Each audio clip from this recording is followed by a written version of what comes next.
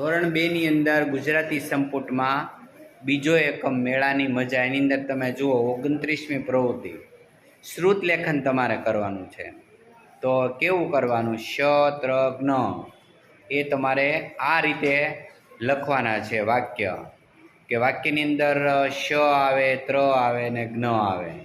એમાં તમે પહેલું વાક્ય જુઓ, વાત્રક નગરમાં આનંદ મેળો હતો, તો એ વાક્યની અંદર ત્ર આવે. બીજું વાક્ય જુઓ, યજ્ઞ એના દાદા ત્રિકમદાસ સાથે આનંદ મેળામાં ગયો, તો એમાં જ્ઞ અને ત્ર, જો એની નીચે નાની એવી લીટી મેં કરી છે, તો એ રીતના અક્ષર આવવા જોઈએ. ત્રીજું વાક્ય જુઓ, યજ્ઞએ રડતા રડતા કહ્યું, વાત્રક નગર આશીષ સોસાયટી, મારા દાદાનું નામ ત્રિકમદાસ છે. ચોથું વાક્ય જુઓ, યજ્ઞ તો સીધો રમકડાની દુકાને ઊભો રહ્યો, એની અંદર જુઓ તમે જ્ઞ.